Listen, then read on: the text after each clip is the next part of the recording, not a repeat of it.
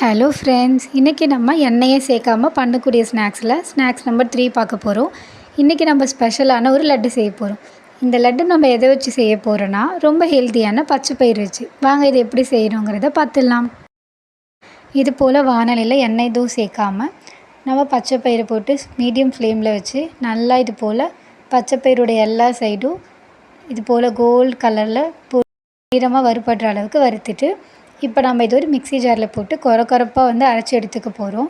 இது ரொம்ப கொரப்பாக அரைக்கணுன்ட்டு இல்லை, ரொம்ப சாஃப்டாகவும் அரைக்கக்கூடாது. ஒரு மீடியமான கொரப்பான சைஸில் அரைச்சிக்கோங்க.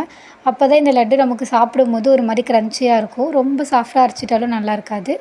இப்போ நம்ம ஒரு வானலியில் நெய் சேர்த்துட்டு நெய்லெல்லாம் மெல்ட் ஆனதும் இப்போ நம்ம அரைச்சி வச்சுருக்க இந்த பச்சை பயிறு சேர்த்து நல்லா வறுக்க போகிறோம். நெய் பத்தலைன்னா இது போல் கொஞ்சம் சேர்த்து வறுத்துக்கோங்க. இந்த நெய்யோடு சேர்த்து இந்த பச்சை பயிறு வறுக்க ஸ்மெல் ரொம்ப அமேசிங்காக இருக்கும். இப்போ பார்த்திங்கன்னா நம்ம பச்சை பயிறு நல்லா வறுந்துருச்சு.